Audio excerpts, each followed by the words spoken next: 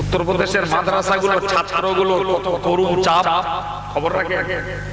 হ্যাঁ সম্মানিত ভাইরা, যেখানে সরকার পড়ে ছাত্ররা টুপি মাথায় দিয়ে বাইরে বেরোতে পারে না, ইচ্ছা মতো ইট মারা হয়। যেখানে ধর্ষণ হচ্ছে মুসলিম মেয়েগুলো, যেখানে ধর্ষণ হচ্ছে অমুসলিমরা, যেখানে রীতিমতো দাঙ্গা লাগা ফিল কুরআনিল মাজিদ ওয়া ফিল ফুরকানিল হামিদ। আউযু বিল্লাহি মিনাশ শাইতানির রাজীম।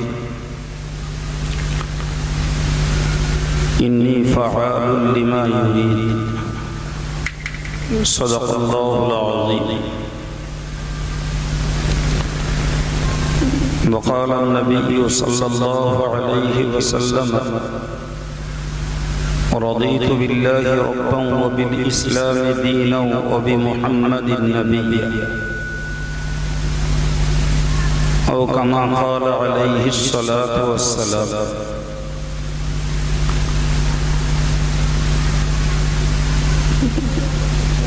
স্নেহভাজন সভাপতি ও স্নেহভাজন বিদায়ী বক্তা মৌলানা সাহেব, সম্মানিত সৌদি জ্ঞান পিপাসু দিনদার ইমানদার শ্রোতা মণ্ডল,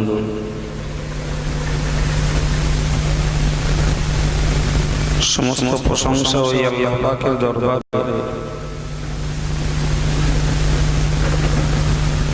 যিনি কম বেশি সুদীর্ঘ 7 মাস পর আমাদেরকে দিনী আলোচনা শোনার মতো পরিবেশে বসতে তৌফিক দিয়েছেন। সকলেই বলি আলহামদুলিল্লাহ। সঙ্গে প্রিয় নবীর পাক দরবারে জানাই অন্তরের অন্তঃস্থল থেকে অগণিত দরুদ ও সালাম। সমাবেতভাবে সকলেই আরো একবার বলি সাল্লাল্লাহু আলাইহি ওয়াসাল্লাম। সম্মানিত ভাইরা,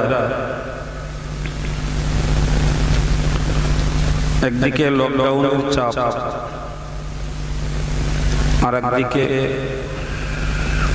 আইন অনুশাসনের চাপ। এরপরেও যে ছেলেরা আজকের এই সুন্দর পরিবেশে আর্থিক মন্দার বাজারে সভার আয়োজন করেছে, তার জন্য তাদের শুকরিয়া আদায় করছি। আল্লাহ তাদের হিম্মত মেহনতকে কবুল করেন। সকলেই বলি আমিন। আমরা যারা দীর্ঘদিন পর্যন্ত শোনার আগ্রহী মানুষের আওয়াজ শুনতে পাইনি, অনেকদিন পরে আল্লাহ পাক সুযোগ দিয়েছে। তো যে সমস্ত ভাইরা এসে বসেছেন তাদের জন্য শুকরিয়া। যারা দূরে রয়েছেন আমি তাদের কাছে বিনীত নিবেদন রাখছি, এই মুহূর্তের এই সভাগুলো শুধু ধর্মীয় প্রয়োজন নয়, বরং পরিস্থিতির মোকাবেলায় এটা একটা বড় চ্যালেঞ্জ। কারণ একটু পিছনে ভাবলে আমরা বুঝবো, আমাদের মসজিদগুলো নামাজ বন্ধ করা হয়েছিল, কিন্তু খোলাভাবে আজও পারমিশন দেওয়া হয়নি। অথচ আবেগতড়িত মুসলমান আমরা মসজিদগুলো যথাপূর্ণাঙ্গ ভরিয়ে ফেলেছি। বলুন আলহামদুলিল্লাহ। আর একটু জোরে বলুন আলহামদুলিল্লাহ। ঠিক কিনা বলুন? মসজিদ বন্ধ করেছিল, কিন্তু সরকারিভাবে খোলা পারমিট হয়নি। অথচ আবেগতড়িত মুসলমান যথারীতি মসজিদকে পূর্ণ করেছে। এই মুহূর্তে বলতে পারা যায় রাজনৈতিক সমাবেশগুলো ঘটছে, বিপুল লোক সমাগম করছে। পাশাপাশি আমরা দেখি bank, ration card, ration market সব জায়গায় গ্যাদারিং চলছে,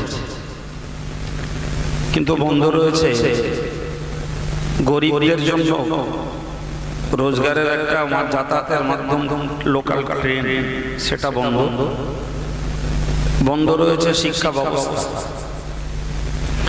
তার মধ্যে খুব দৈন্যদশা মাদ্রাসাগুলো। কারণ এই মাদ্রাসাগুলো রেসিডেন্সিয়াল আবাসিক স্কুল ছাত্রছাত্রীদের অতটা সমস্যা নেই, কারণ তারা একই এলাকার ছেলে। অনলাইনে ক্লাস হলে যদি কিছু ছেলে অনলাইনে নাও বসে, তো তার ক্লাস ফ্রেন্ডের কাছ থেকে সে অডিও ক্লিপটাও নিতে পারে।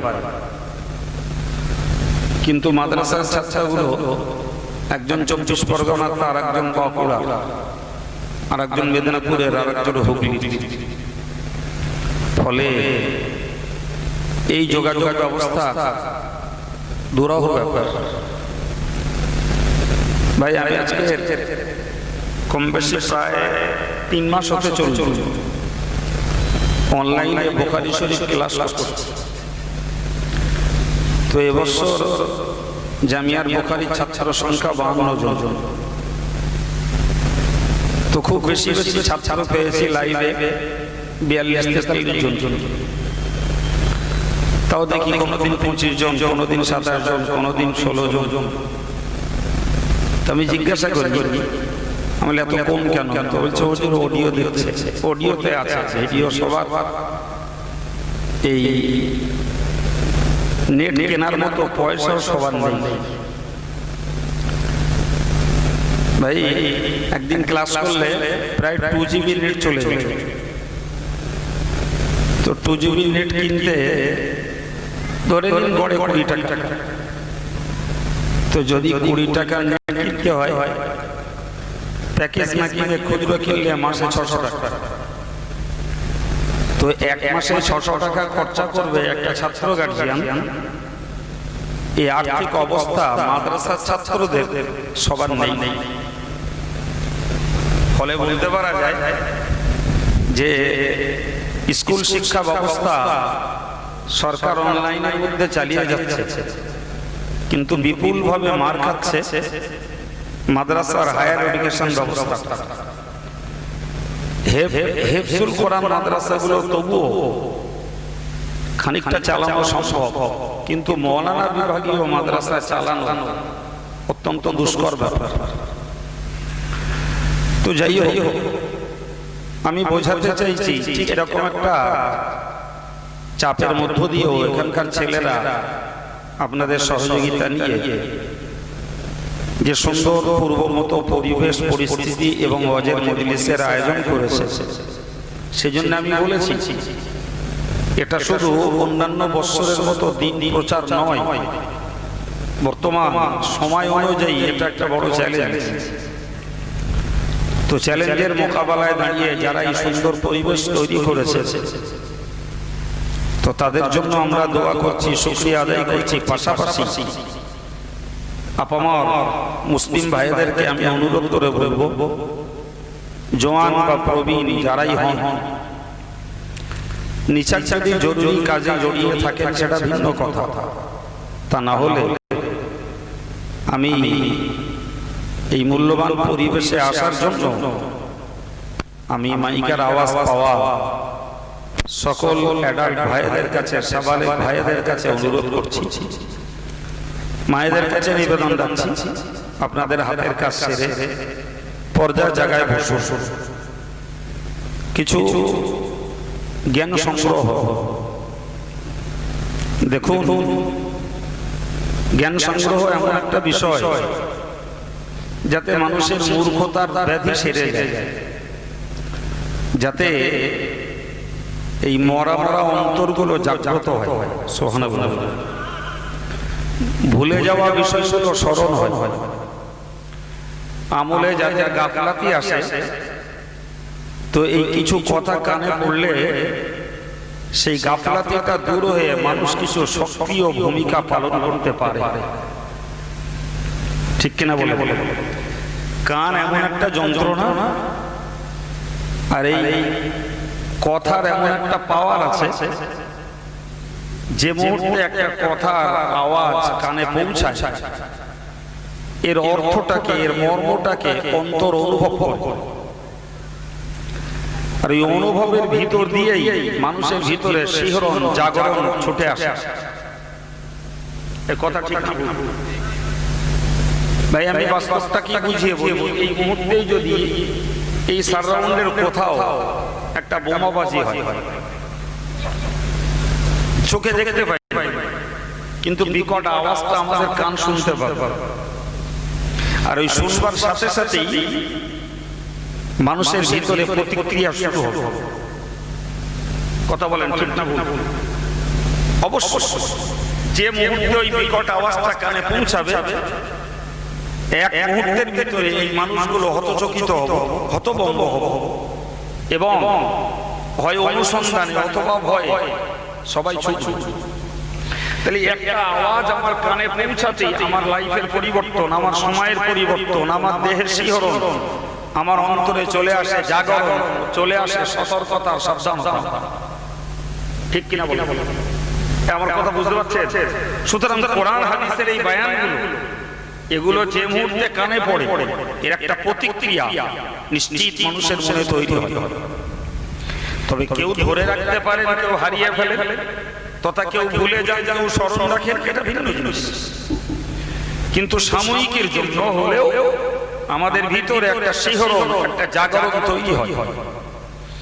এই জন্য কোরআন হাদিসের বয়ান কানে ফেলা এটি আমাদের জন্য কল্যাণকর, শোভনীয়, মঙ্গলময় বলতে পারা যায়। আজকে প্রায় সুদীর্ঘ 7 মাস ব্যাপী আমরা খুব বেশি বেশি কানে শুনতে পেয়েছি মসজিদের ইমাম সাহেবের কিছু স্পিচ, কিছু বক্তব্য। তাও তো প্রথম দিকে 3 মাস সে সুযোগও ছিল। হ্যাঁ গো, ঠিক না ভুল? মসজিদের জন্য পারমিশন ছিল 5-7 জন মুসল্লি, তার বেশি নয়। জি, তো তারপরে পরে আস্তে আস্তে একটু ঢিলঢাল হয়েছে। তো বলা যায় আমরা দীর্ঘ 4 মাস কাল, 7 মাস বললে বরং বেশি বলা হচ্ছে, বড় জোর ইমাম সাহেবের দুটো কথা সময় মতন যারা গেছে শুনতে পেরেছে। এই সবে মাত্র আমরা একটু সাহস নিয়ে কিছু ওয়াসিয়তের পরিবেশ তৈরি করতে পারছি, আবার কেউ পারছি না, কোথাও পরিবেশ তৈরি হচ্ছে। ভাই এরপরেও এটা যে একেবারে অবাক তাও বলা মুশকিল, এই মুহূর্তে পুজোর রমরমা বাজার চালু হয়েছে, ফলে এদিকে খুব ভ্রুক্ষেপ নেই। আমি বাস্তবটা বলছি, আল্লাহ ভালো জানে এ পুজো পার হলে আবার লকডাউনের অভিশাপ ঘাড়ে পড়ে কিনা সম্ভাবনা আছে। এবং শুধু তাই নয়, যদি লকডাউনের অভিশাপ পড়ে সবার আগে বন্ধ হবে এই জমায়েতগুলো। আমার কথা বুঝতে পারছে? হ্যাঁ, রাজনীতি নেতারা জনসভা করবে, ওটা দোষের হবে, ওটা ওদের লোক। আমরা তো শতাত ঘরে, আমরা শতা তোমার ধর্মের নামে আমরা যা কিছু করতে যাব সেটা দোষের। জি ভাই, এসব মার্কেট বোঝা কঠিন, অত্যন্ত কঠিন। দীর্ঘ 18 বছর পর বাবরি মসজিদ ভাঙার আসামিদের বিচার হয়েছে, বিচারের রায় বেরোলো, তারা দোষী নয়, বেকসুর খালাস, সবাই নিরপরাধ। আমার কথা শুনতে পেয়েছেন? কিছু বুঝতে পেরেছেন? 1992 সালে বাবরি মসজিদ ভাঙা হলো, 28 বছর পরে রায় দিল সুপ্রিম কোর্ট, বলে এদের কোনো অপরাধ না। এটা হচ্ছে ভারতবর্ষের বিচার ব্যবস্থা। শুনতে পাচ্ছেন কিছু? হ্যাঁ, এই দেশটাতে আমরা বাস করছি, এই দেশে আমার মাতৃভূমি, এই দেশ আমার জন্মভিটা, আমার পূর্বপুরুষদের রক্তেই এই দেশ থেকে ইংরেজদেরকে তাড়ানো হয়েছে। অথচ আজকে আমাদের প্রতি অবিচার, অত্যাচার, অনাচার এবং সমস্ত রকমের কোণঠাসা পরিস্থিতি সরকার তৈরি করছে। এর ভিতর দিয়ে আমাদেরকে চলতে হচ্ছে। মনে রাখবেন, যে দিনটা আমরা বিদায় করছি, মনে রাখুন ওই দিনটাই ভালো।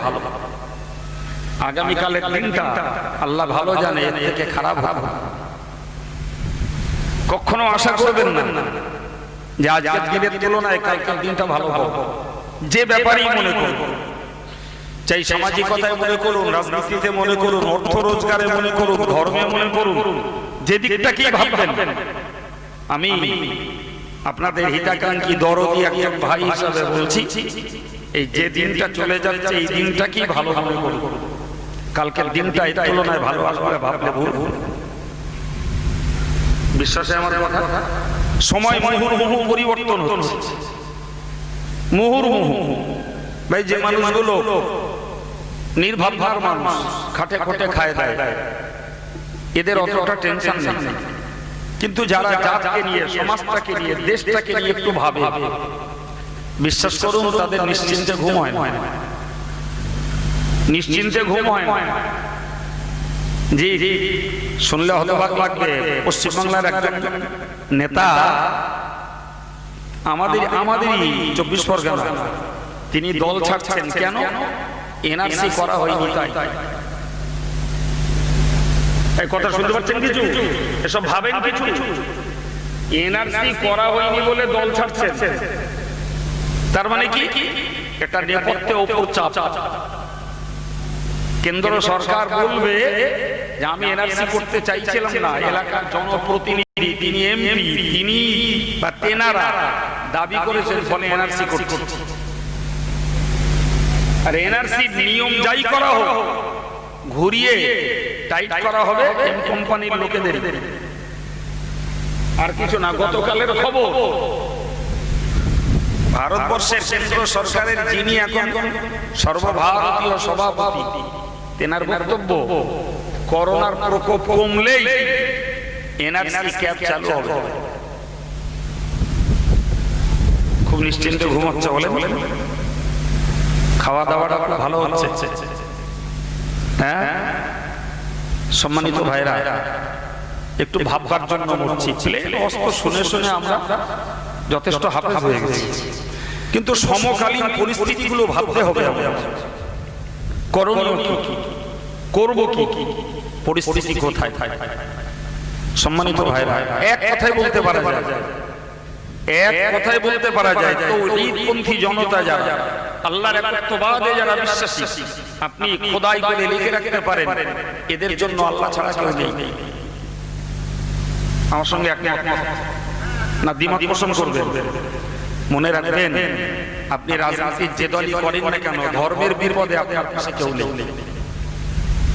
আপনাকে রেশন কার্ড করে দিতে পারে, আপনাকে আধার কার্ডটা করে দিতে পারে, আই কার্ডটা করে দিতে পারে, আপনাকে হয়তো সরকারি অনুদানের কোনো একটা ব্যবস্থার সুযোগ করে দিতে পারে, কিন্তু ধর্মীয় ব্যাপারে আপনি যদি কখনো মুসিবতে পড়েন, আপনি খোদাই করে লিখে রাখুন, আপনার জন্য কেউ নাই, কেউ নেই। বিশ্বাস হয়? তাহলে এহেন পরিস্থিতিতে যদি একজন ইমানদার মুসলমানকে আত্মতৃপ্তি লাভ করতে হয়, রেজাল্ট কি হবে পরের কথা, কিন্তু মানসিক শান্তি আর স্বস্তি যদি লাভ করতে হয়, তাহলে রাস্তা একটাই খোলা, সেটি হলো আল্লাহর সঙ্গে বান্দাকে নিগুড় সম্পর্ক, গাঢ় সম্পর্ক, আল্লাহর সঙ্গে অবিচ্ছেদ্য সম্পর্ক বান্দা বান্দীদের তৈরি করাই হলো আত্মতৃপ্তি। সুবহানাল্লাহ, ওটাই মনের শান্তি।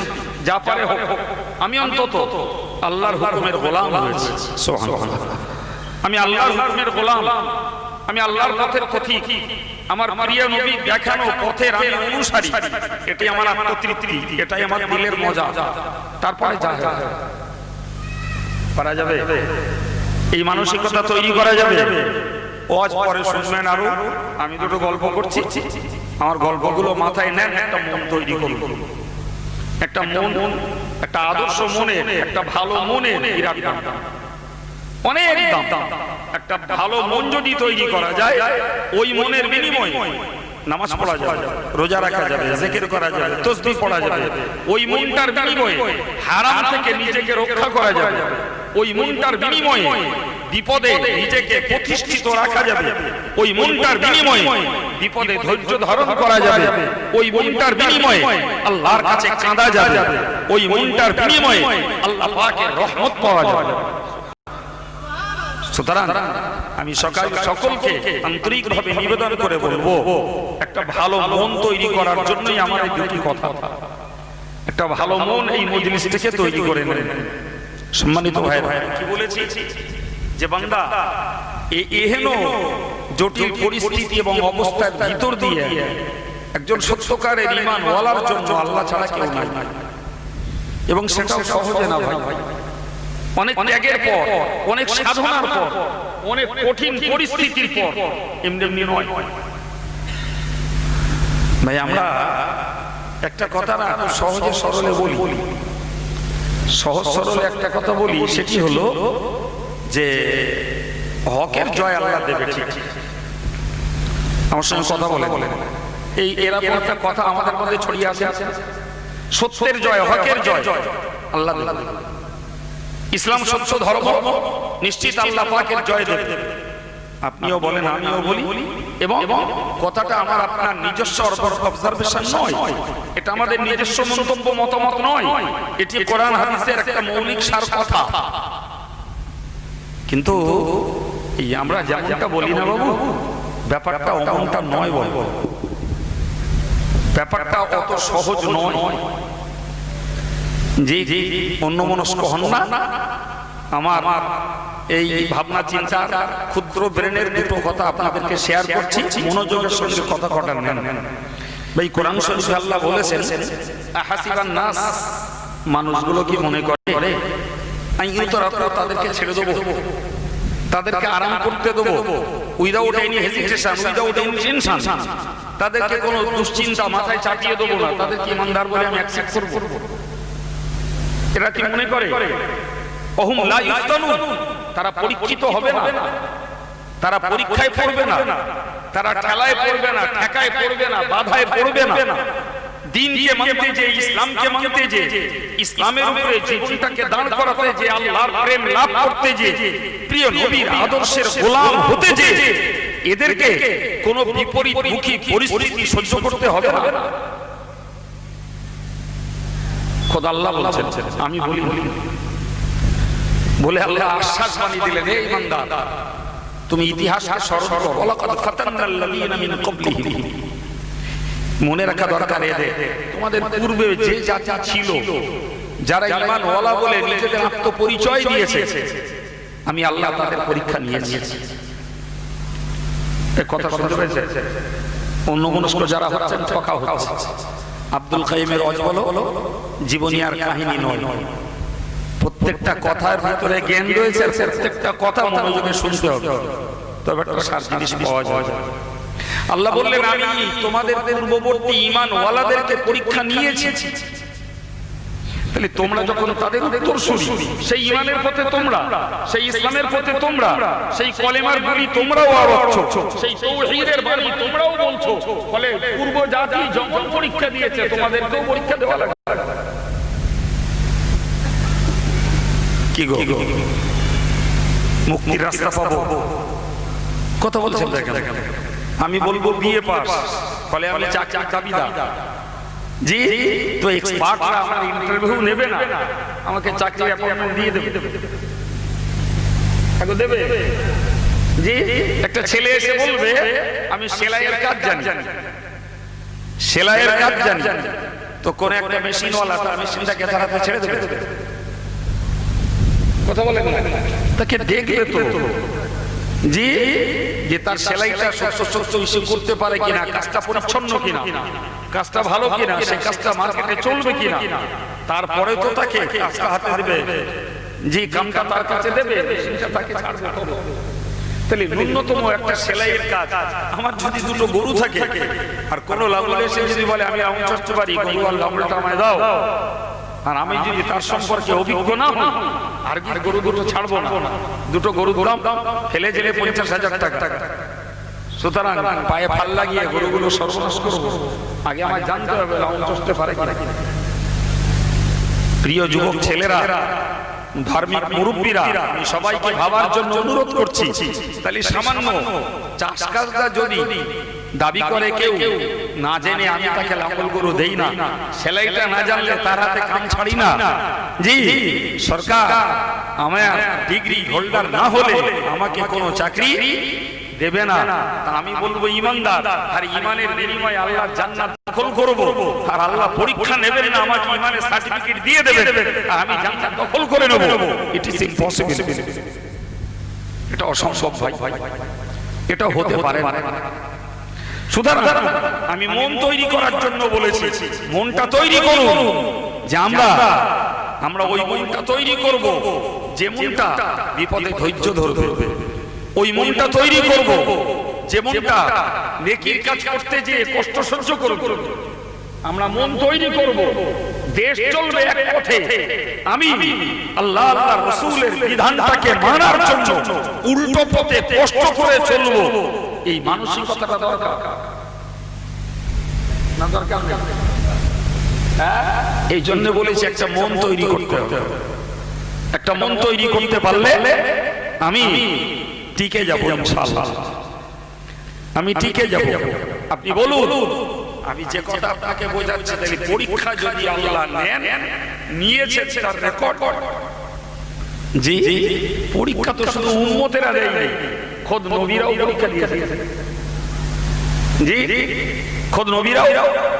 হযরত মুসা নবীকে ফিরাউনের লোকেরা কি মারতে চাইনি? নবী জাকারিয়াকে তার লোকেরা মারতে চাইনি?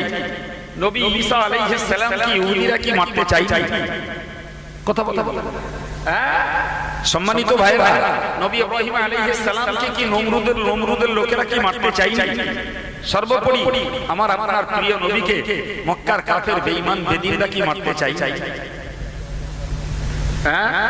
কোরআন শরীফে আল্লাহ বলেছেন, ইদিয়াম কুরুবিকাল্লাযীনা কাফারু লিয়ুসবিতুক, বললেন নবী হে, ওরা তোমার বিরুদ্ধে চক্রান্ত করছে, তোমাকে বন্দী করবে। আও ইয়াকতুলু, অথবা বন্দী করবে না, তোমাকে ধরে হত্যাই করে দেবে। আও ইউখরিজু, তোমাকে তারা দেশ ছাড়া করবে। জি, তাদের এই ব্ল্যাক প্রিন্ট কার এগেইনস্টে? এই কালো নকশাটা কার বিরুদ্ধে? খোদ রাসূলের বিরুদ্ধে। আমরা তো নবীর পায়ের ধুলো যোগ্য। খোদ নবীর বিরুদ্ধে মক্কার কাফেরদের এই পরিকল্পনা, এই ধান্দা। আল্লাহ বললেন, নবী গো, আমি তোমাকে বলছি, ইয়ামকুরুনা ওয়া ইয়ামকুরুল্লাহ, তারা চক্রান্ত করে আর আমি আল্লাহ তাদের চক্রান্তকে নস্যাৎ করি। সবাই মিলে আরেকবার বলি, আল্লাহু খায়রুল মাকিরিন, আমি আল্লাহই হলাম শ্রেষ্ঠ চক্রান্ত নস্যাৎকারী। সুবহানাল্লাহ। সম্মানিত ভাইরা, তাহলে রাসূল বিরোধী চক্রান্তকে নস্যাৎ করবেন, ধ্বংস করবেন, এই দায়িত্ব কে নিয়েছেন? জোরে বলেন। এ প্রতিশ্রুতি কার? আল্লাহ। এরপরে আমাদেরকে ভাবতে হবে, সময় মতো আল্লাহ পাক তার নবীকে যদিও সেফ গাইড দিয়েছেন, কিন্তু অস্বীকার করতে পারবেন না ভাই, আমার নবীকে তারা বন্দীও করেছে। আগো আমার নবীকে বন্দী করেছে তো? হ্যাঁ, মন তৈরি করতে হবে। আমার নবী আল্লাহ পাকের 100% প্রটেক্টেড ম্যান, তিনি আল্লাহ সুরক্ষিত ব্যক্তিত্ব, নিখুঁত মানুষ। এরপরেও যদি কাফেরদের অত্যাচারে তিনি বন্দী হন, কাফেরদের চক্রান্তের জালে যদি বয়কট হন, কাফেরদের চক্রান্তে ফেঁসে যদি 3 বছর তাকে বন্দিত্বের জীবন কাটাতে হয়। প্রিয় ভাইরা, এই সেই ভারতবর্ষ যেখানে নিরপরাধী লোকদেরকে জঙ্গি বলে বলে জেল খাটানো হচ্ছে বছরের পর বছর। কোথা আছে? আল্লাহ নিরাপদ রেখেছেন, একটু ঘন আলহামদুলিল্লাহ পড়বেন। এই কি বলছি শুনতে পাচ্ছেন? নিরাপদে রেখেছেন, একটু ঘন আলহামদুলিল্লাহ পড়বেন। কোন ইমানদার ভাইয়ের বিপদের কথা শুনলে একটু ইন্নালিল্লাহ পড়বেন। পারা যাবে? হ্যাঁ, নাই মজলিসে মনে থাকবে, মজলিস খালি হলে ব্রেন আউট। এরকমই হয়। যতক্ষণ শুনে ততক্ষণ মনে হয় কাইয়ুম সাহেব ভালো জ্ঞানের কথা বলছে, বাস্তবের কথা বলছে, পরে উঠলে সংসারের ঘোলে ব্যবসার যন্ত্রণায় সেসব আউট। জি ভাই, কানে শুনলেন কিংবা ডেলি হান্টে কোনো 24 ঘন্টায় কোনো খবরে দেখলেন, শুনলেন, অথবা আপনি খবরের কাগজে পড়লেন, তাহলে আপনার একজন ভাই যদি বিপদ আপন্ন হয়, তাহলে ন্যূনতম দায়িত্ব ছিল ইন্নালিল্লাহ পড়া। দেখছেন না যে মুর্শিদাবাদের কজনকে ধরলো, কোথায় পায়খানা চেম্বার করেছে, বলছে সুড়ঙ্গ কেটে রেখেছে, বিদেশের সঙ্গে সম্পর্ক। কি সর্বনাশ! একটা ছোট মতন ঘর, মাটির জায়গায়, কিচ্ছু নেই সেখানে। পাশে আমার একটা ছাত্র চাকরি করে, জি জি, সে আমাকে বলছে, বলে কিচ্ছু না, সেটা একটা 5 ওয়াক্ত নামাজের জায়গায়। তো তারা ওইটুকু করার জন্য একটা ছোট বিল তৈরি করেছে। বলে এইগুলো সব বিদেশি টাকা, ওটা স্পন্সর, বিদেশি টাকা আসে, বিদেশি টাকা এখানে এনে প্রশিক্ষণ দেয়। এই কথা বলে আল্লাহ আমাদের ভালো রেখেছেন না রাখেন? ভালো রাখলে আলহামদুলিল্লাহ পড়তে হয়তো পড়েছেন কোনদিন? হ্যাঁ, কোনদিন পড়েছেন? জি, আল্লাহ তুমি আমাকে বিপদে ফেলোনি, আলহামদুলিল্লাহ। আল্লাহ আমারও ভাইগুলো বিপদে পড়েছে, আল্লাহ তুমি ওদের হেফাজত করো। কোথা আছে? প্রিয় নবী মুহাম্মদুর রাসূলুল্লাহ সাল্লাল্লাহু আলাইহি ওয়াসাল্লামের বন্দিত্ব জীবন কাটাতে হলো 3 বছর। 3 বছর আল্লাহর কুদরতের খেলা। আল্লাহ ইচ্ছা করলে তো যারা বন্দী করেছিল ওদেরকে মুহূর্তের ভিতরে নস্যাৎ করে দিতে পারতেন। এই পারতেন না? হ্যাঁ, তাহলে ভোগান্তির পিছনে রহস্য। মুসলমানদের সাহাবায়ে কেরামদের ভোগান্তির পিছনে রহস্য কি? আমি নাম বলবো না, নাম মুখে নিলেও ঘৃণা লাগে। আমার দেশে যে নতুন ফেরাউন হামান সাজ্জাদ করা তৈরি হয়েছে, এদের বিরুদ্ধে বদদোয়া করে নিয়ে গেলাম। কত লোক করোনায় গেল, ওদের শুয়েছে, তবে একেবারে সাবড়ে দেয়নি আল্লাহ। এই হ্যাঁ বলে নাম আর বলা লাগবে? এই নাম বলা লাগবে? হ্যাঁ, এদের বিরুদ্ধে বদদোয়া করিনি এমন লোক কম আছে। তো ভালো বুঝতে পারছি আল্লাহ আমাদের বদদোয়া নেই। ওই দু একটা শুয়েছে, আবার ঠেলে উঠেছে। কথা বলতে পারেননি? আবার ঠেলে উঠেছে, এখনো সামনে যাই। সম্মানিত ভাইরা, আমার বক্তব্য আমি বোঝাতে চাইছি আপনাদেরকে। তাহলে আল্লাহ ইচ্ছা করলে তো কোরআনের সামনে দিতে পারতেন সেকেন্ডের মোকদ্দমা। হ্যাঁ, কিন্তু তারা রোগে পড়ছে, ঠেলে উঠছে, আবার সেই অত্যাচারের আচরণ, অত্যাচারের নীল নকশা তারা তৈরি করছে। করে না? ওটা ইমানদারের পরীক্ষা, ওটা ইমানদারের পরীক্ষা। তুমি খেয়ে চিন্তামুক্ত হতে পারবে না, রোজগার করে চিন্তামুক্ত হতে পারবে না, বিবি বাচ্চা নিয়ে সুস্থ জীবন সংসার জীবন করে বিপদ মুক্ত তুমি নিশ্চিন্তা মুক্ত হতে পারবে না।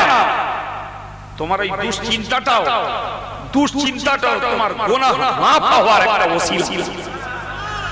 দিনের জন্য, ইসলামের জন্য, ন্যায়ের জন্য, সত্যের জন্য এই হক চিন্তাটাও বান্দার গুনাহ ঝরে যাওয়ার একটা ওসিলা। সুতরাং ওটাও বিপদ। যে আমার বক্তব্য, মক্কার লোকেরা চক্রান্ত করছিল নবীকে বন্দী করার, করে উঠেছে। জি, কিন্তু কুদরত আল্লাহ 3 বছর রেখে দিলেন বন্দির ভিতরে, বন্দিশালায় 3 বছর। আর এই মুহাম্মদকে বন্দী করে তারা চুক্তি স্বাক্ষর করে কাবার গায়ে ঝুলিয়ে দিয়ে, তাতে লেখা ছিল মুহাম্মদ আমাদের শত্রু। সুতরাং মুহাম্মদের কাছে কেউ কোনো মাল বিক্রি করতে পারবে না। মুহাম্মদ কোনো মাল বিক্রি করলে সেটা কেউ কিনতে পারবে না। মুহাম্মদের সহযোগিতা কেউ করতে পারবে না। ইমাম হযরত আম্মাজান খাদিজাতুল কুবরা রাদিয়াল্লাহু আনহা, তিনি রাসূলুল্লাহর জন্য চুরি করে, চুপি সারে, গোপনে নিজের বাড়ির খাবার রাসূলকে দিয়ে আসলেন, পথ থেকে কেড়ে খেয়ে নেবে। ওই বিদুষী ভদ্র মহিলা আম্মাজান খাদিজাতুল কুবরা রাদিয়াল্লাহু আনহা রাতের অন্ধকারে নিভৃতে জানটাকে হাতের মুঠোয় নিয়ে যেতেন রাসূলুল্লাহর জন্য একটু খাদ্য দিতে। কখন কাফেরদের মোকাবেলায় পড়ে যেতেন। সম্মানিত ভাইরা, 3 বছর পরে সেই গোয়া, সেই শিয়াবে আবি তালেব পাহাড়ের ঘাটির ভিতরে বসে বিশ্বনবী সাল্লাল্লাহু আলাইহি ওয়াসাল্লাম তার চাচাকে ডেকে বললেন, চাচা, ওরা আমার বিরুদ্ধে চুক্তি স্বাক্ষর করে কাবার গায়ে ঝুলিয়ে দিয়েছিল, কিন্তু একবার যেয়ে দেখুন যত আমার বিরোধী চুক্তি করেছিল একটা কিচ্ছু লেখা নেই, শুধু ওই চুক্তি নামায় 3 জায়গায় আল্লাহর নাম ছিল, এই আল্লাহ শব্দটুকু আছে, বাকি সব মুছে গেছে। পিছনের ভাইরা সুবহানাল্লাহ কখন? সবাই মিলে আরেকবার। এই খেলা কার? আল্লাহর খেলা। আল্লাহ তো 3 বছর আগে খেলাটা দেখিয়ে পারতেন। কথা বলছেন না কেন? 3 বছর আগে তো খেলাটা দেখিয়ে দিতে পারতেন। 3 বছর নবীকে নয়, সাহাবীদেরকে সঙ্গে নিয়ে ওই ভোগান্তির জীবন ভোগ করতে হয়েছে। আলহামদুলিল্লাহ, সুম্মা আলহামদুলিল্লাহ। আল্লাহ আমাদের এখনো নিজেদের স্বাধীনতায়, নিজেদের কর্মে, নিজেদের চাষে, নিজেদের ব্যবসাতে, নিজেদের মাথার টুপি, মুখের দাড়ি, নিজেদের মসজিদ, নিজেদের মাদ্রাসা এখনো স্বাধীনতায় সক্রিয়ভাবে পালন করতে দিচ্ছেন। আল্লাহ শুকর। জি ভাই, কথা ভুলে যান না। আল্লাহ স্মরণ করালে সময় মতো বলবো। ভারতবর্ষের অঙ্গরাজ্য উত্তরপ্রদেশ, উত্তরপ্রদেশের মুখ্যমন্ত্রী কে? কথা বলে, হ্যাঁ? কোন খোঁজ নিয়ে দেখেছেন যে উত্তরপ্রদেশের মুসলমানদের কি করুণ দশা? উত্তরপ্রদেশের মাদ্রাসাগুলো, ছাত্রগুলো কত করুণ চাপ, খবর রাখে?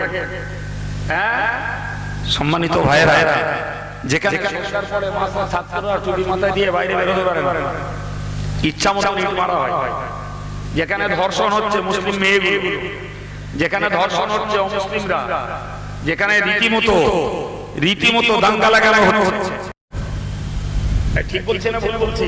তাহলে ভারতবর্ষের অঙ্গরাজ্য ইউপি আর ভারতবর্ষের অঙ্গরাজ্য পশ্চিমবঙ্গ আলাদা কিছু? কথা বলছেন না কেন? সেখানে জায়গা দখল করেছে, পশ্চিমবাংলার জায়গা দখলের জন্য কুদকুদি করছে। আর আমার দেশের কিছু মাথা মোটা মোল্লা মৌলবী তাদের বেশি করে সুযোগ করে দেওয়ার জন্য রাস্তা তৈরি করে দিচ্ছে। কথা বলে, জি আরে ভাই ভাই, রাজনীতি করে গদি দখল করলো, ওতে কাইম সাহেবের কি যায় আসে? আব্দুর রাজ্জাকের কি যায় আসে? মঈনুদ্দিনের কি যায় আসে? বাংলা কথায় বেলপাল্লি কাগের কি? আমাদের কেউ কিন্তু যে যা আছে ইসলামকে ধ্বংস করবে, যে যা আছে সুফিতে আঘাত করবে, যে জেরে দিয়েছে খাতালে আঘাত করবে, কবরে আঘাত করবে, মসজিদে আঘাত করবে, মাদ্রাসাগুলোকে জঙ্গি আঘাত করে ইসলামী শিক্ষার বিরুদ্ধে আন্দোলন করে ফেলবে। এ ব্যাপারে তো মুসলিম জাতিকে ভাবা উচিত। যে কেউ কাউকে হাত ধরে নিয়ে আসুক আর যে কেউ কাউকে সুযোগ করে দিয়ে সে মুসলমান হোক আর অমুসলমান হোক, এরা ইমান ওয়ালাদের বন্ধু নয়, বন্ধু নয়, বন্ধু নয়। এরা আমাদের শোষণ থাকা মাথায় তুলে আর মুখে দাবি। কথা ঠিক বলছি না ভুল বলছি? একটু ভাবতে হবে, একটু ভাবতে হবে। সময় খুব চাপ।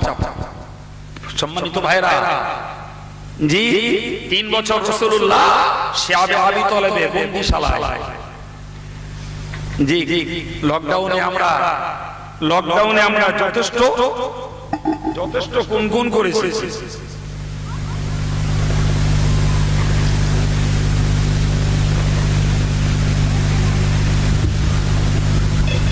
যথেষ্ট, কারণ রানিং রোজগার বন্ধ, এটাই কষ্ট। বেয়াদবি নেন না, সত্যি সত্যি অনেক মানুষ কষ্ট পেয়েছে। এরপরেও বলছি বেয়াদবি নেন না। 250 টাকার গরুর গোশত কি বিনা বিক্রিতে পচিয়ে ফেলে দিয়েছে কোন দোকানদার? জি বাজারের বাগদাগুলো খেয়েছে কারা? ছাটিগুলো কারা খেয়েছে? 400, 500, 600 টাকার ছাটিগুলো বাগদাগুলো খেলো কারা? কথা বলছেন না কেন? তাহলে লকডাউনের রোজগার বন্ধ, এটা কোন সেটা কি? রানিংটা বন্ধ। কই এখনো পর্যন্ত খাদ্যের অভাবে ঘাস খেতে হয়েছে কি? একটু বলে বলে। হ্যাঁ, উটের চামড়া থেকে পশমগুলো তুলে চামড়া চিবিয়ে খাওয়ার লোক আছেন কেউ?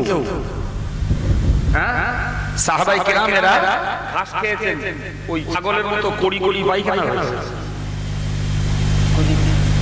শিয়াবে আবি তলেবে উটের পশমগুলো তুলে চামড়াগুলো চিবিয়ে চিবিয়ে খেয়েছে। সাহাবায়ে কেরামেরা ইসলামটাকে প্রচার করতে যে গাছের পাতা ছেড়ে পাতা পেড়ে খেয়েছে। কি পান খেলে তাই গাল খসখস করে, আর গাছের পাতা খেলে কথা বলেন না কেন? তাহলে লকডাউনে রানিং রোজগার বন্ধ, হয়তো ডেভেলপ কমে গেছে, স্টকিস্টরা খরচ হয়েছে, হতে পারে। তাই বলে গোশ খাওয়া বাদ যায়নি, মাছ খাওয়া বাদ যায়নি।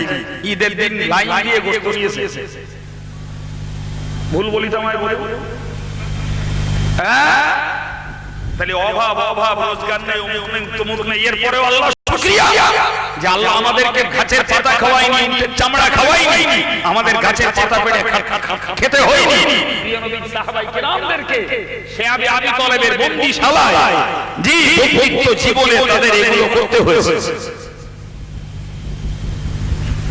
কোথা আছে জি একটু ভাবো, একটু ভাবো। 3 বছর এই কষ্টের পরে আল্লাহ পাক তার নবীকে জানিয়ে দিলেন, নবী তুমি এবার ওদের সঙ্গে চ্যালেঞ্জ করো। ওরা যে চুক্তি করে সেই কাবার ঘরে ঝুলিয়েছিল কিচ্ছু নেই, সব উঠে গেছে।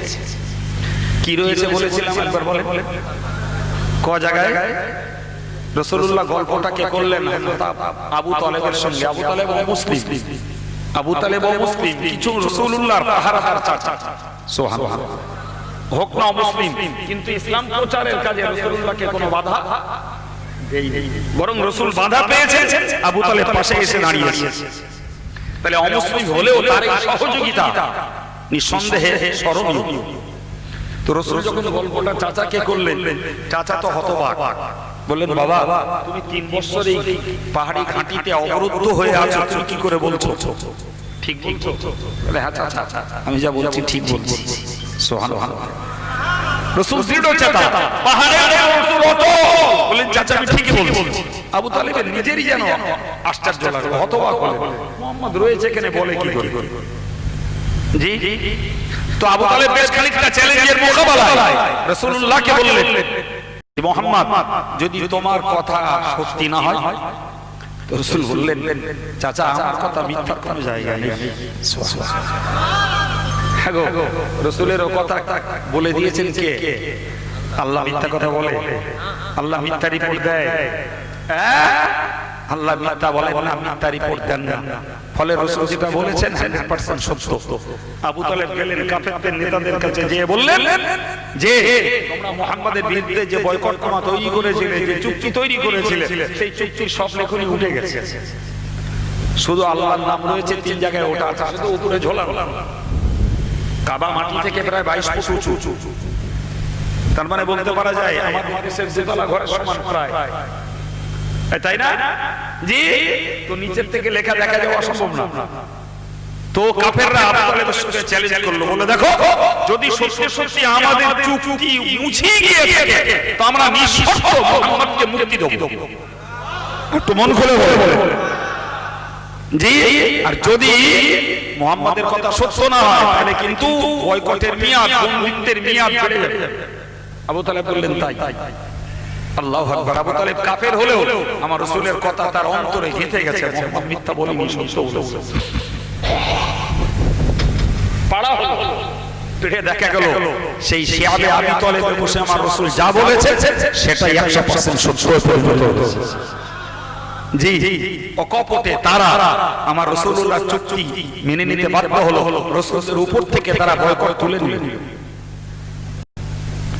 সম্মানিত ভাইরা, আমার মহান আল্লাহ কোরআন শরীফে জানিয়েছেন, আল্লাহু ইয়াসিমুকা মিনান নাস, নবী হে তুমি মনে রাখো আমি আল্লাহ পাক তোমার কাছে দিন প্রচারের দায়িত্ব দিয়েছি, ওটাকে তুমি স্বতঃস্ফূর্ত মনে প্রচার দাও। তবে নবী মনে রাখো তুমি ন্যায়কে মানবে, সত্যকে মানবে, দিনের উপরে তুমি প্রতিষ্ঠিত থাকবে, সত্যকে তুমি প্রচার করবে।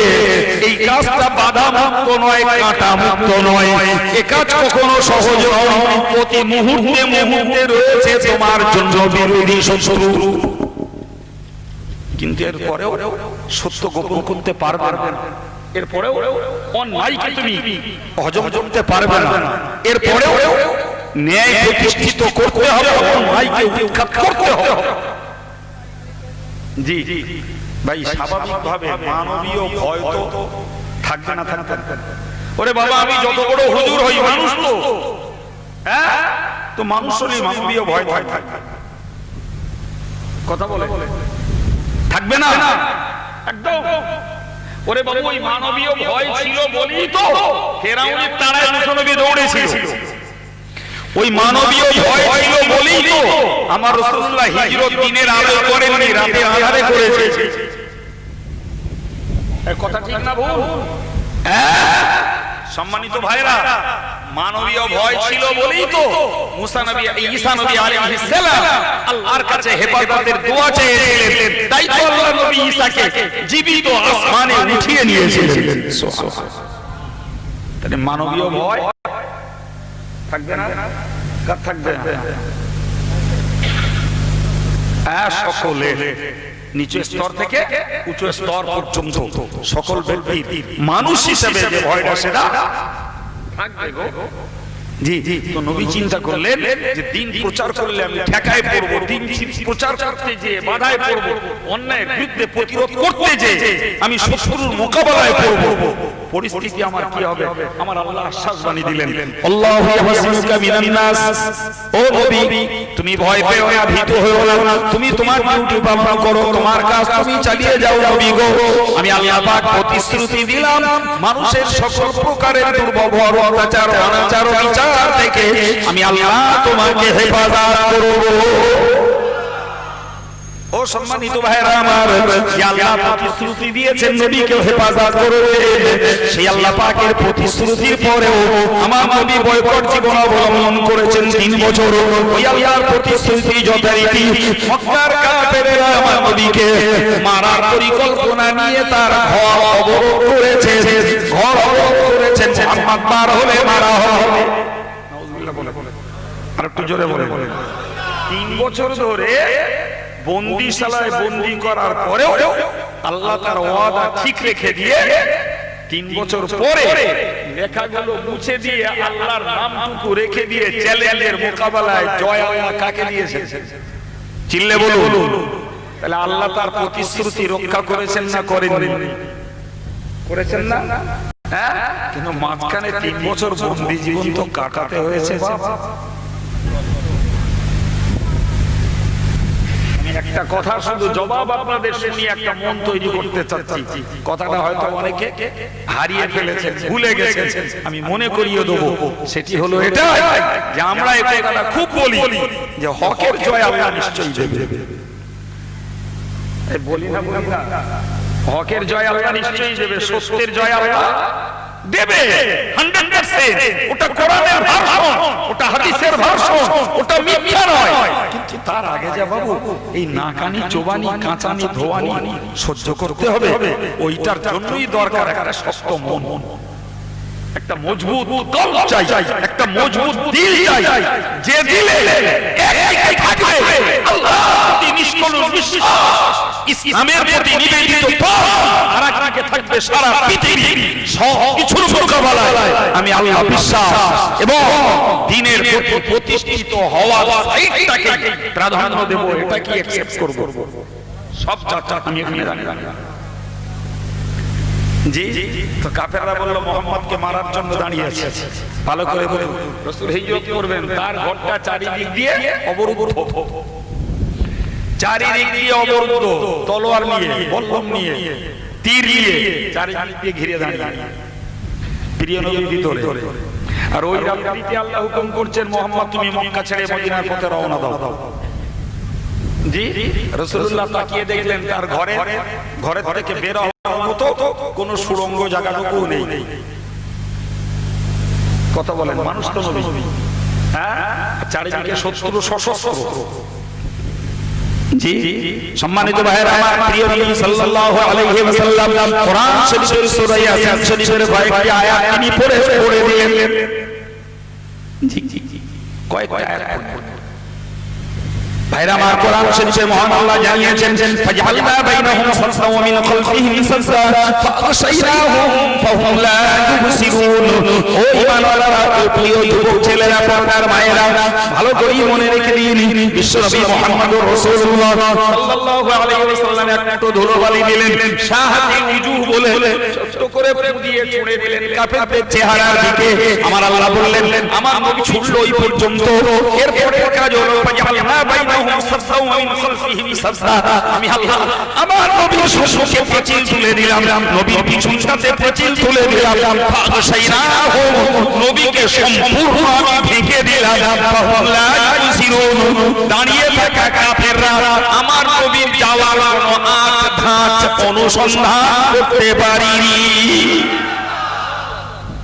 সম্মানিত তাহলে আল্লাহ পাকের এই রহমত, আল্লাহ পাকের এই হেফাজত, আল্লাহ পাকের এই পূর্ণ নিরাপত্তা নবীর জন্য এসেছে, কিন্তু তার আগে নবীকে ওই আতঙ্কিত জায়গায় তো আল্লাহর প্রতি তার দৃঢ় ভরসাটা করতে হয়েছে।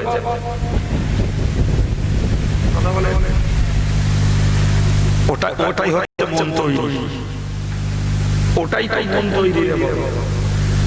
জি না, আমার নাউজুবিল্লাহ, আমাদের কাউকে যদি শত্রুপক্ষে কেউ ধরে বলে বল আল্লাহ নি, তখন বলবো জান বাঁচানো ফরজ। কি বলবো? কথা বলেন না, কি বলবো? বলবে জান বাঁচানো ফরজ, তার মানে এখন তো বলে পার হই, তারপর পরে নাই তওবাতিল্লাহ করে আবার বলবেন আশহাদু আল্লা ইলাহা ইল্লাল্লাহ ওয়াহদাহু লা শারীকা লাহু ওয়া আশহাদু আন্না মুহাম্মাদান আবদুহু ওয়া রাসূলুহু। বলতে পরে বলবেন এখন তো রেগা পেয়ে নেই। কি গো? হ্যাঁ, তাহলে আল্লাহ হেফাজত করবেন, আল্লাহ সত্যের জয় দেবেন, কিন্তু ঈমানওয়ালা আমাদেরকে তো এই পরীক্ষাটা দেওয়া লাগবে। এই কথা বলছেন না কেন? পরীক্ষা দেওয়া লাগবে না? লাগবে না? ওই মজবুতির পরীক্ষা দিতে হবে তো, সেটা কি ছড়াই হচ্ছে? ওর জন্য আগে থেকে মন তৈরি করতে হবে, আগে থেকে মন তৈরি করতে হবে, মনটা শক্ত করতে হবে। ভাই বিশ্বাস করুন, বান্দা যদি নিয়ত করে কোনো কাজে লাগে না, সে কাজ সহজ হয়ে যায়, আর বিনা নিয়তে যদি কোনো কাজে যায়, সহজ কাজ কঠিন হয়ে যায়। ঠিক বলছি না? বলছি এটা শুধু ইসলামের জন্য না, এটা সাধারণ কাজের জন্য। যে ছেলেটা কোনো কাজ করবে বলছে, সে যত কঠিন কাজ করবে যখন বলেছে, ওর পক্ষে কাজটা সহজ। আর যদি হাড়মুড়ি করে আমি করব না, কাজটা সহজ, ওর কাছে বিরাট কঠিন লাগবে। ঠিক না ভুল? এই জন্য আমি বলেছি ওয়াজ পরে শুনবেন বাবু, আমি একটা মন তৈরি করছি। সমকালীন পরিস্থিতির পরিপ্রেক্ষিতে আমি সর্বস্তরে ঈমানওয়ালাদের জন্য একটা মজবুত মন তৈরি করার জন্য আমার এই কয়েক মিনিটের কথা। জি প্রিয় ভাইরা, খালি কাফেররা আমার রাসূলকে হত্যা করবে কল্পনা করতে কম করিনি, সেই কল্পনাকে ভেস্তে দিয়ে নবীকে শেষ রক্ষা দিয়েছেন কে? জি ওদের প্রান্তরে যখন রাসূল করিম সাল্লাল্লাহু আলাইহি ওয়াসাল্লাম কে রাসূল করিম সাল্লাল্লাহু আলাইহি ওয়াসাল্লাম যখন কাঁটায় পড়ে গেলেন, জি কাফেররা মনি করলো যে মুহাম্মদ মরে গেছে। সমস্ত মুসলমানরা ছাই ছুটি, জি রাসূলুল্লাহ কাঁটার ভিতর থেকে ঠেলে উঠে দাঁড়ালেন। হযরত তালহা রাদিয়াল্লাহু আনহু নবী করিমের সামনে এসে রাসূলুল্লাহকে গাড় দিলেন। আশ্চর্য ব্যাপার, যুদ্ধের শেষে দেখা গেছে হযরত তালহা রাদিয়াল্লাহু আনহুর গায়ে জি 80টা তীর বিঁধে আছে। এই কথা বললাম, আল্লাহ পাক নবী সাল্লাল্লাহু আলাইহি ওয়াসাল্লাম হযরত তালহার পিছনে দাঁড়িয়ে মাঝে মাঝে সাইড দিয়ে মেরে মেরে দেখছিলেন। ওদিকে তালহা বলছিলেন না হারিদুনা নাহরু, ইয়া রাসূলুল্লাহ ইয়া হাবিবাল্লাহ, আপনার কাছে বিনতি হুজুর, আপনি দয়া করে আপনার সিনাটাকে সামনে করে দেবেন না, আপনি হুজুর পাশ দিয়ে দেখবেন না, ওরা যত তীর নিক্ষেপ করছে আমার বুকে বিধু, আপনার গায়ে যেন না বিধে। জোরে বলুন ভাইরা আমার, ঠিক ওই সময়টাতে দেখা গেল গোটা উহুদের প্রান্তর মক্কার কাফের বেঈমান বেদিনেরা রীতিমতো ছড়িয়ে দিল, কত কুতিলা মুহাম্মদ, কত কুতিলা মুহাম্মদ, কত কুতিলা মুহাম্মদ, চিল্লে বলুন নাউজুবিল্লাহ, আর একটু জোরে বলুন নাউজুবিল্লাহ। কাফেররা রীতিমতো প্রপাগান্ডা করে দিল, প্রপাগান্ডা করলো মুহাম্মদ নিহত হয়ে গেছে, মুহাম্মদ মরে গেছে, নো টেনশন, আর কোনো টেনশন নেই, কোনো চিন্তা নেই, আমাদের পূর্বপুরুষের ধর্মের দুশমন মুহাম্মদকে হত্যা করে দিয়েছে। জি রাসূলুল্লাহ তখনও জীবিত, কাটায় পড়েছেন, তার দান মোবারক শহীদ হয়েছে, সব ঠিক। হযরত তালহা রাসূলুল্লাহর গার্ড দেওয়ার জন্য তিনি বডিগার্ড হিসেবে শত্রুদের তীর বরণ করছেন, ওদিকে ওদের প্রান্তর হু করে ছড়াচ্ছে, মুহাম্মদ নিহত হয়ে গেছে। নাউজুবিল্লাহ বলে তাহলে এ পর্যন্ত তারা করতে পেরেছে, কিন্তু বুকে হাত দিয়ে বলবেন সত্যি সত্যি কি শেষ অবধি রাসূলুল্লাহর 63 বছর বয়স পর্যন্ত কাফেররা কি রাসূলুল্লাহকে মারতে পেরেছে বাবা? আঘাত করেছে, কিন্তু রাসূলের ইন্তেকাল হয়েছে স্বাভাবিকভাবে। আম্মা জান আয়েশার ঘরে আম্মা জানের এই থুতনি আর এই বুক এই বরাবর মাথা রেখে রাসূলুল্লাহ ইন্তেকাল করেছে। সুবহানাল্লাহ বলে যখন ইন্তেকাল করেছেন রাসূলের চারিপাশে সাহাবারা ইন্তেকাল করেছেন রাসূলুল্লাহ তখনও মেসওয়াক করার পরে তিনি ইন্তেকাল করেছেন একদম স্বাভাবিক অবস্থাতে। তাই কাফেররা জি মারবার যাবতীয় চক্রান্ত করেছে, সেই চক্রান্তগুলো ভেস্তে দিয়ে আমার নবীর জন্য স্বাভাবিক মৃত্যু দিয়েছেন কে? তাহলে আল্লাহ পাকের জবাব দাও, আল্লাহু ইয়াসিমুকা মিনান নাস। নবী তুমি তোমার ডিউটি পালন করো, তোমার দায়িত্বে তুমি প্রতিষ্ঠিত থাকো, বাকি হেফাজত তোমার জন্য আমি আল্লাহ করব। হে ঈমানওয়ালারা, মুরব্বি, জওয়ান, যুবক, আমরা যেই হই না কেন একটা মন তৈরি করি। আমাদের ডিউটি হবে আল্লাহর হুকুমের গোলামি করা, রাসূলের হুকুমের গোলামি করা।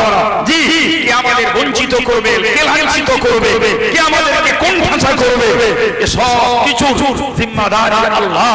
আমরা আল্লাহর রাসূলের গোলামি করে ন্যায় এবং সত্যের উপরে পাহাড়ের মতো অটল হয়ে দাঁড়িয়ে থাকবো।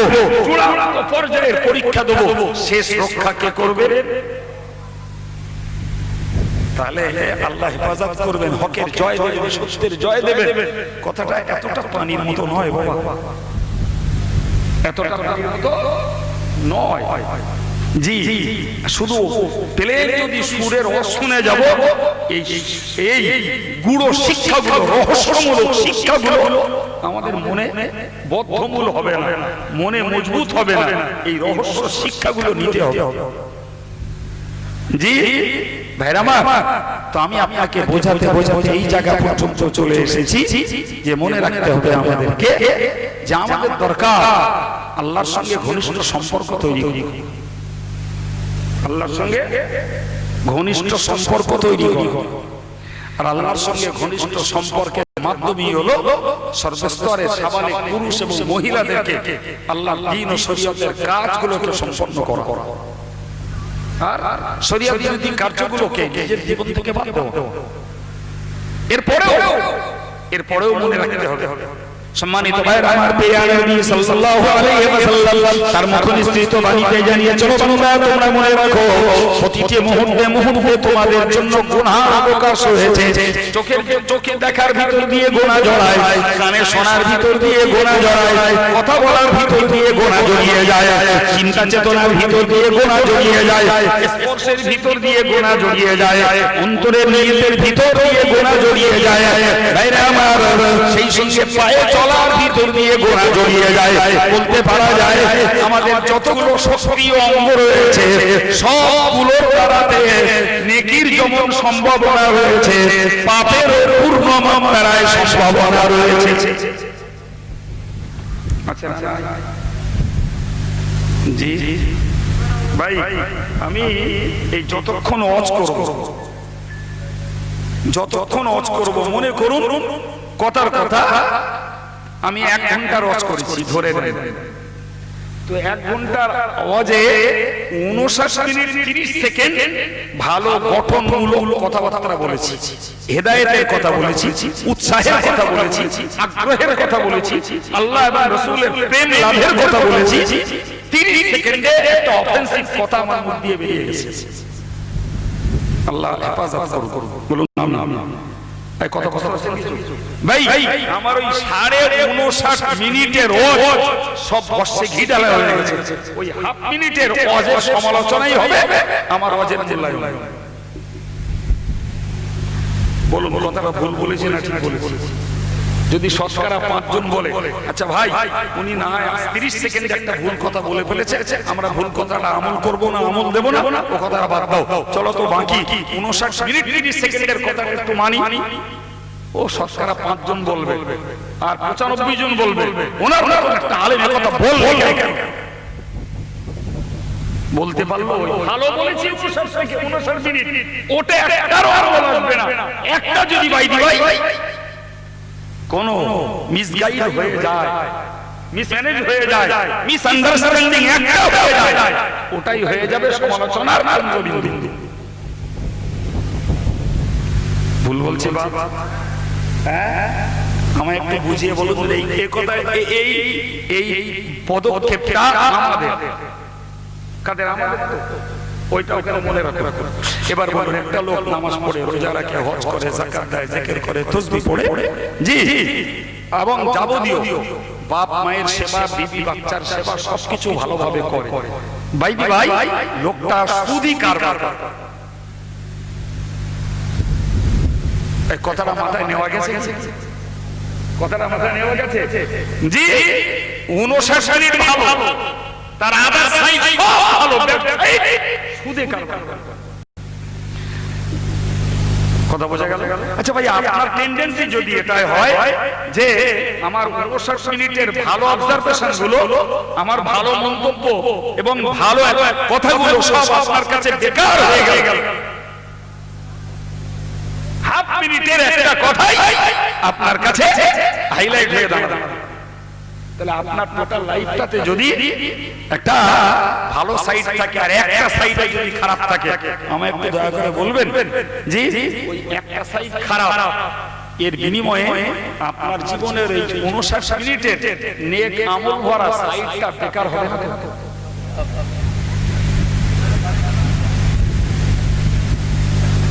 তাহলে আমরা যদি আমাদের অ্যাঙ্গেলে দাঁড়িয়ে বুঝি, তাহলে যুক্তি এটাই বলে যে আমার 59 মিনিট গুলো 15। ভুল বলেছি বাবা? জি, আর ওই 59 মিনিটের 15 হবে, আর 1 মিনিটের ওই অপরাধের সাথেই আমি আল্লাহর কাছে আসামি বলে গণ্য হব। ঠিক না ভুল?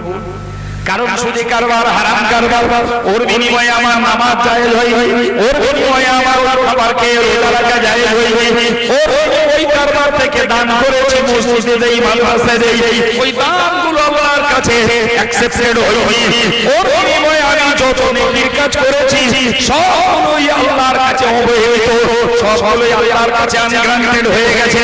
এ সম্মানিত ভাইরা আমার, যখন আমার নেকির কাজগুলো আমার অপরাধের বিনিময়ে শরীফে নবী পাক জানিয়েছেন, ও বান্দা তোমরা মনে রাখো, বান্দা বান্দা যখন অপরাধের কাজ করে, মহান আল্লাহ ওই সময়ে বান্দার উপরে গোসা হয়ে যায়, আল্লাহ পাক বান্দার উপরে রাগান্বিত হয়ে যায়, বান্দার উপরে রাগান্বিত হয়ে যায়। আর আল্লাহর রাগের ওই আগুন যদি নিভাতে হয়, প্রিয় নবী বলেছেন, তাওবাতু তুতফি গাদাবার রব, বান্দা যদি তুই নিষ্কলুষী হয়ে খাঁটি দিলে, সত্য মন দিয়ে যদি নিজের পাপের জন্য আল্লাহর কাছে ক্ষমা প্রার্থী হও, তবেই আল্লাহ পাকের রাগের আগুন নিভবে। সবাই মিলে বলুন, একটু সাহস করে বলবো, কেউ আমরা আছি যে আমার একটাও পাপ হয় না, অথচ আমি সমাজে বাস করি।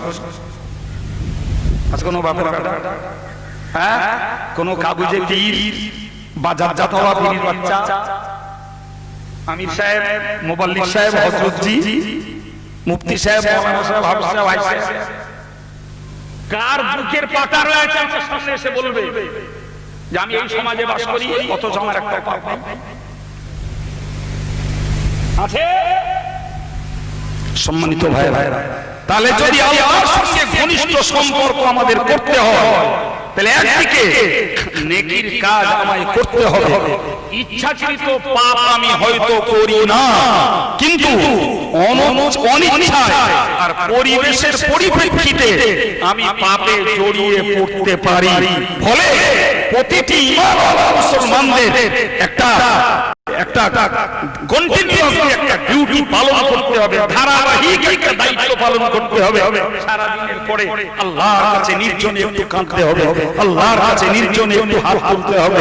আল্লাহ ইচ্ছা অনিচ্ছায় চোখে দেখে, কথার ভিতর দিয়ে, কানে শুনে, আল্লাহ কুচিন্তা করে, পায়ে চলে কোন ভাবে কোথায় কিভাবে পাপ হয়েছে আল্লাহ আমি জানি না, আমার নজরে পড়িনি, আমি স্মরণ রাখতে পারিনি। আল্লাহ তোমার কুদরতের নজর থেকে কিছুতেই এড়াতে পারিনি আল্লাহ তুমি মাফ করে দাও, তুমি ক্ষমা করো আল্লাহ। তুমি ক্ষমা না করলে আমি ক্ষতিগ্রস্ত হব, আমি ধ্বংসশীল হব আল্লাহ। তুমি ক্ষমা না করলে আমি যাব কোথা? আমি তো তোমার সৃষ্টি বান্দা আল্লাহ, তুমি আমার শাস্তি দেবে তাতে তোমার কি লাভ হবে? যেভাবে যে মিনতির ভাষায় আপনি আল্লাহর কাছে পেশ করতে পারেন পেশ করুন। আমার যেটা ন্যূনতম যোগ্যতায় কোরআন হাদিস একটু পড়ে শুনে যেটি মনে হয়েছে সেটি হলো এটা, জি যদি নেকির কাজটা করি আর আহামরি পাপের কাজ থেকে যদি নিজেকে বাঁচাতে পারি, এরপরেও ইচ্ছায় অনিচ্ছায় জানায় অজানায় যে ভ্রান্তিগুলো যে ভুলগুলো জি যে মিসআন্ডারস্ট্যান্ডিং যেগুলো আমাদের দ্বারা ভুল বোঝাবুঝি ঘটে গেছে, ভাই যদি আল্লাহর কাছে ক্ষমা প্রার্থী হই, আমি বিশ্বাস করি ওই বান্দার ওই সত্য মনটা তৈরি হবে। আমার দুনিয়ার স্বাস্থ্য চলে যায়, দুনিয়ার সম্মান চলে যায়, এনিহাউ যে কোনো অবস্থাতে আমি আল্লাহর দ্বীনের ধৈর্যকে ধরে থাকবো, নিশ্চিত চূড়ান্ত সময়ে আল্লাহ আমাকে হেফাজত করবেন। ভাই এ শুধু নামাজ পড়ে, শুধু আল্লাহ আল্লাহ করে, শুধু পেশাব পায়খানার দোয়া পড়ে এসব মন হবে না বাবা। ওর জন্য আগে ট্রেনিং নিতে হবে, ওর জন্য মনে মনে আগে নিজেকে মজবুত হওয়ার মতো একটি শক্ত মানসিকতা তৈরি করতে হবে। আপনার আমার একটা শক্ত মানসিকতা আল্লাহর রহমত পাওয়ার রাস্তা খুলে দেবে। এটাই তো দেখছি কোরআন থেকে, জি নবী এবং নবীর সঙ্গী সাথীরা যুদ্ধের ময়দানে, কোথায় বলেছি জোরে বলুন কোথায়?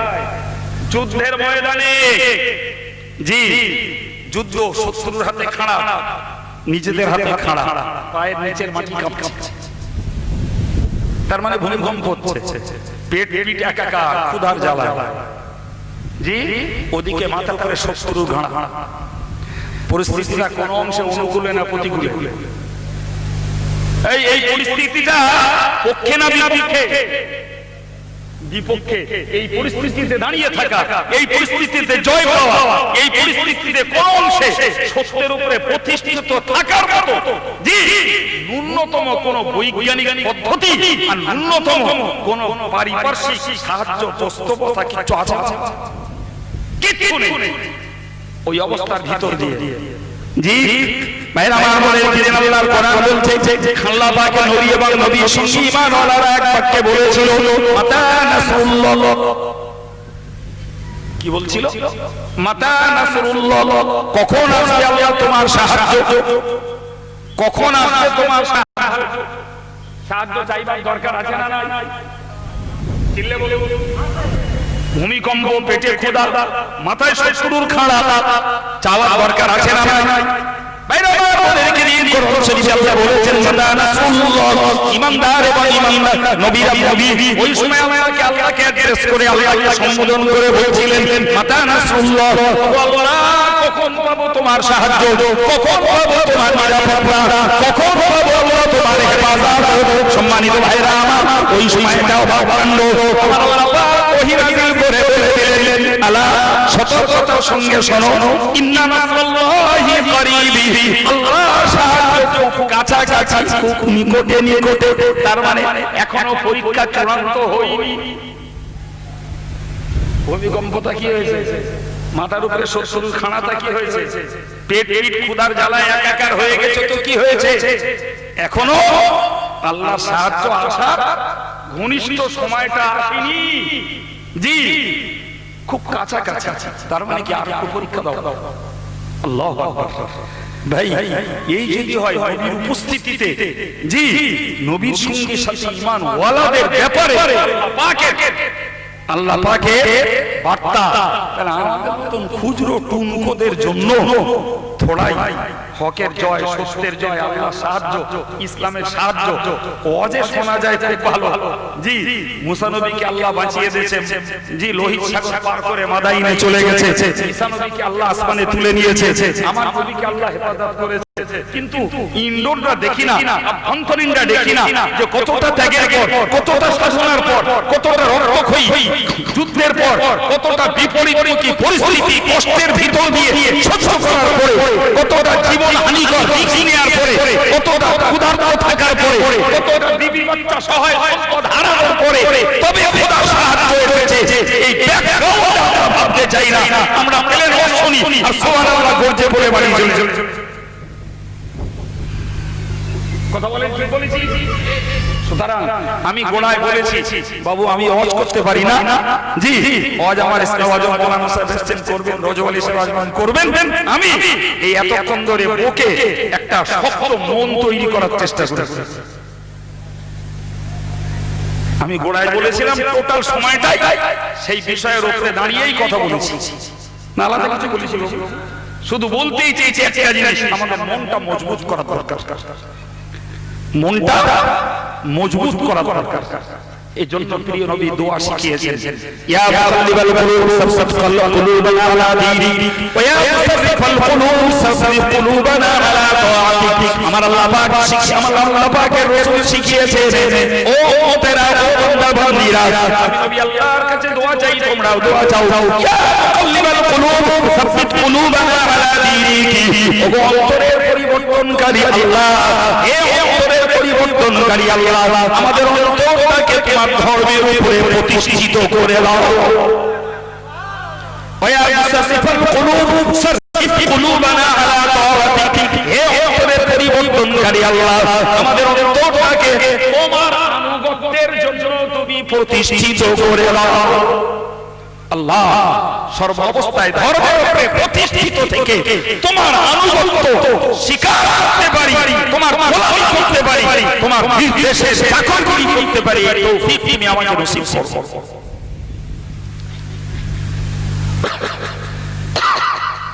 এ দোয়া নবী চাইছেন, চাওয়া যাবে? চিল্লে বলুন যাওয়া যাবে? আপনি চাইবেন? চাওয়ার দরকার আছে না নাই? একটু জোরে বলুন, চাওয়ার দরকার আছে না নাই? আর মনে থাকলে ভালো, ওই লাইভে হচ্ছে, জি পরে আবার কত জায়গায় পাওয়া যাবে ও দোয়াটা পারলে মুখস্থ করবেন, না হলে বারবার মুখস্থ করুন। আল্লাহ তোমার ধর্মের উপরে আমাদেরকে প্রতিষ্ঠিত রাখো, তোমার গোলামি করে চলার তৌফিক দাও আল্লাহ। বলতে পারা যাবে না? জি লাস্ট কথা বলছি, আমার আল্লাহ বলেছেন নবী গো, ও ঈমানদার সবাইকে মনে রাখো, সবাই মনে রাখো, ইন তানসুরুল্লাহ ইয়ানসুরকুম, যদি তোমরা আল্লাহর কাজে সাহায্য করো আল্লাহ তোমাদেরকে সাহায্য করবে। চিল্লে বলুন জি, আল্লাহর কাজ, মসজিদের কাজ, মাদ্রাসার কাজ, আর্তদুস্থ অসহায় গরিবদের সাহায্যের কাজ, পয়সার অভাবে চিকিৎসা করতে পারে না, এদের সহযোগিতার কাজ আল্লাহর কাজ। কথা বলে আজকে 7 মাস লকডাউনে এমনি বেসরকারি মাদ্রাসাগুলোর হাল অত্যন্ত করুণ, আর্থিক মন্দা প্রচুর, এরপরেও যারা আমাদেরকে দান ধ্যান করে তারাও রোজগারের দিক দিয়ে খুব টাইট, তাদের এখনো রোজগারের শেষার ব্যবস্থা এরপরেও মনে রাখতে হবে আল্লাহর কর্তব্য, যদি সত্যের উপরে, হকের উপরে, ইসলামের উপরে প্রতিষ্ঠিত থাকতে হয়, আমি আল্লাহর ঘোষিত আল্লাহ আমার দ্বীনকে সাহায্য করো, আমি আল্লাহ তাআলাকে সাহায্য করব।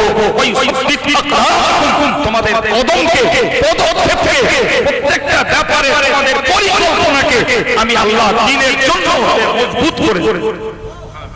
সুবহানাল্লাহ বলে।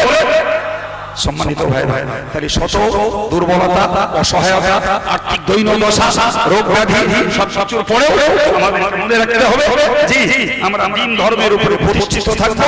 রোজগার যতটুকু আল্লাহ দেন জি ততটুকুর ভিতর থেকে মসজিদ মাদ্রাসা আর্তদুস্থ অসহায় দান করতে কম করব না, তবেই আল্লাহ পাকের প্রতিশ্রুতি ইনশাআল্লাহ আমাদের জন্য সত্যে পরিণত হবে।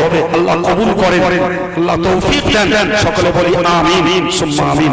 সম্মানিত ভাইরা, আমি বক্তব্য ছাড়বো। আমাদের সংগঠনের এই বছরখানিক সংযোজিত একদম স্নেহভাজন যোগ্য তরুণ বক্তা, যিনি আপনাদের কাছে পরে আসছেন, আমি জানতাম না কে আসবে, তো আমি সভাপতির হক নষ্ট করছি না, সভাপতি রয়েছে, তার নাম পরিচয় সব বলবে। আপনাদের কাছে অনুরোধ করব, সম্ভবত মনে হয় অনেকের কাছে আমার পরের বক্তার মুখ, নতুন মুখ, নতুন কণ্ঠ, নতুন ভার্সন তো শোনার জন্য দাবি রেখে দিয়ে বিদায় নিলাম। আসসালামু আলাইকুম।